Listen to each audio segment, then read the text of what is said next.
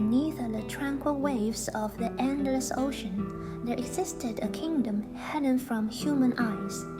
The Mermaid Kingdom of Salacia was a place of vibrant coral palaces, glowing underwater flora, and ethereal songs of sirens echoing through the deep. Ariel, the youngest daughter of King Triton, was the most beautiful of all mermaids, her tail shimmering with hues of emerald and gold. Her long flowing hair mirrored the soft hues of the sunset, and her voice was said to be the most enchanting in all the seas. Despite the beauty of her underwater world, Ariel's heart yearned for something more, something beyond the sea.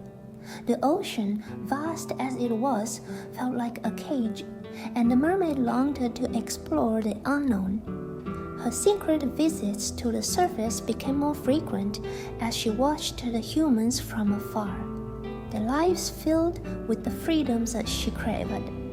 Ariel's collection of human artifacts grew, each item a tangible connection to the world she desperately wanted to be part of. But it wasn't just the objects she desired, it was the idea of love, passion, and the mysterious allure of human men. One fateful night, the sea was not calm but raging, as a violent storm rocked a ship that dared to cross the treacherous waters. Ariel was drawn to the commotion, her heart pounding with a mix of fear and excitement. Through the tumultuous waves, she saw him, a man, dark-haired and strong, fighting desperately against the sea's wrath. His determination to survive ignited something deep within her, a spark of longing that she had never felt before. Without a second thought, Ariel surged forward, her powerful tail cutting through the water. She reached the man just as he was pulled under by the currents. Wrapping her arms around him, she used all her strength to drag him to the surface. Together, they broke through the waves, and Ariel guided him to a secluded beach. Exhausted, she laid him gently on the sand, her heart pounding in her chest. As she gazed at his unconscious form, Ariel felt a deep, unfamiliar yearning. She traced his features with her eyes, his strong jawline, his broad shoulders, the way his dark hair clung to his face, wet from the sea. He was beautiful in a way that no merman had ever been. She knew then that this man, Prince Eric, had become the center of her fantasies, fueling a desire that went beyond mere curiosity. It was a love, she realized, pure and all-consuming. But as the sun began to rise, Ariel knew she couldn't stay. She pressed a gentle kiss to his forehead before slipping back into the water, her heart heavy with the knowledge that they were from two different worlds. The days that followed were a torment for Ariel. She could think of nothing but Eric, replaying their brief encounter over and over in her mind. The thought of never seeing him again was unbearable. She was driven by a fierce need to be with him, no matter the cost. Determined to bridge the gap between their worlds, Ariel sought out the one creature who might be able to help her, Morgana, the sea witch. Morgana was a figure of legend, whispered about in hushed tones among the merfolk. Once a powerful sorceress in King Triton's court, she had been banished for dabbling in dark magic and seeking power that did not belong to her. Now she lived in the shadows, feared by all. Ariel found Morgana's lair in the deepest, darkest part of the ocean, a place where light could not penetrate. The sea witch's home was a twisted mess of black coral, pulsating with an eerie, unnatural glow. As Ariel approached, she felt a chill run down her spine, but she forced herself to be brave. Morgana appeared before Ariel in a cloud of dark smoke, her eyes gleaming with a malevolent light. Her form was both beautiful and terrifying, with flowing black hair that moved like living tendrils and a smile that promised nothing good. "You wish to become human, little mermaid?" she asked, her voice like the rustle of dead leaves. Ariel nodded, her heart racing with a mix of fear and excitement.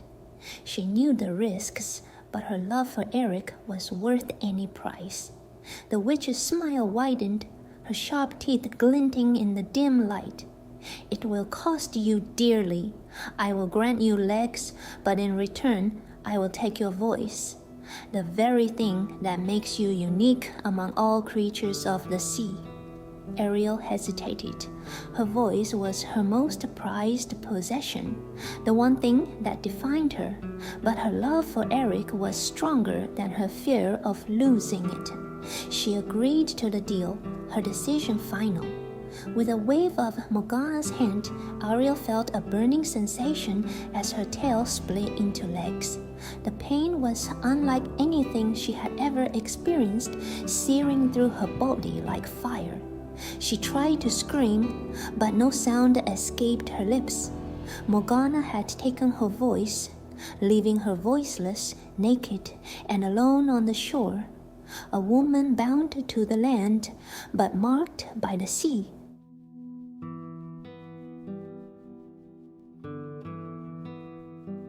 When Ariel awoke, she found herself on the very beach where she had left Eric. Her new legs felt foreign, awkward, and weak, but she knew she had to find Eric. Crawling up the beach, she collapsed, exhausted and vulnerable, as the sun climbed higher in the sky. Fate intervened when Eric's guards patrolling the shore discovered her. They were stunned by the sight of the mysterious woman who seemed to have appeared out of nowhere. Her beauty was undeniable, even in her disheveled state. The guards lifted her gently, carrying her to the castle where Prince Eric resided. Eric had not forgotten the mysterious woman who saved him. Her voice had haunted his dreams, a melody that he could never quite remember but always felt in his heart. When the guards presented Ariel to him, he was immediately captivated by her striking beauty and the sadness in her eyes. Though she could not speak, her presence was enough to ignite a fire within Eric. He was drawn to her in ways he couldn't explain, a deep primal attraction that consumed him. Ariel's time in the castle was filled with both joy and frustration. Eric was kind and attentive, and their connection deepened with each passing day. He taught her to walk, holding her hands as she stumbled on her new legs. They spent hours together, exploring the gardens, strolling along the cliffs overlooking the sea, and sharing silent conversations with their eyes. Yet the curse weighed heavily on Ariel. Without her voice, she could not fully express the love she felt for Eric. She tried to communicate her feelings through touch, through the way she looked at him, but it was never enough. And worse, she knew that if Eric did not declare his love for her within 3 days, she would lose her humanity forever, becoming a soulless creature of the sea. Eric too was conflicted. He was undeniably drawn to Ariel, but something held him back. The memory of the voice that had saved him haunted him, a voice that did not match the silent beauty before him. He found himself torn between the real Ariel and the idealized vision in his mind. Morgana had not been idle during Ariel's time on land. The sea witch had her own plans to usurp King Triton and rule Thalassia with an iron fist. Knowing that Ariel's transformation was temporary, she plotted to ensure that the mermaid would fail, returning to the sea broken and powerless. Using dark magic, Morgana created a doppelganger, an identical replica of Ariel, but with a voice as sweet and seductive as the originals had been. This imposter was not just a mere copy. She was infused with Morgana's own dark essence, making her even more alluring and dangerous. The false Ariel appeared before Eric during one of his solitary walks along the shore. She sang the song that had once enchanted him, her voice weaving a spell around his heart. Eric, believing this to be the woman who saved him, was entranced. The doppelganger played her part perfectly, drawing Eric into a whirlwind romance. Her every word, her every touch seemed to fulfill his deepest desires. Eric, convinced that this was the woman he had been searching for, declared his love for the false Ariel, sealing the real Ariel's fate. Heartbroken, Ariel watched as Eric prepared to marry the impostor. She tried desperately to reveal the truth, but without her voice, she was powerless. The wedding was said to take place on a grand ship, a symbol of the union between land and sea. Ariel's time was running out, and she knew that once the vows were exchanged, she would be doomed to an eternity of silence and despair beneath the waves.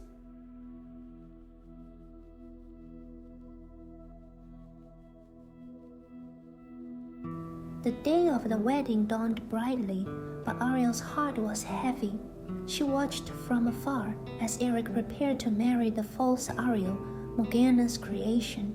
With no voice to warn him and time running out, Ariel felt hopeless until her friends, Flounder and Sebastian, appeared with a plan. They had discovered Morgana's deceit and brought a magical conch shell containing the spell that had stolen Ariel's voice. With newfound determination, Ariel hurried to the ship where the wedding was taking place. As Eric and the impostor prepared to exchange vows, Ariel smashed the conch shell on the deck.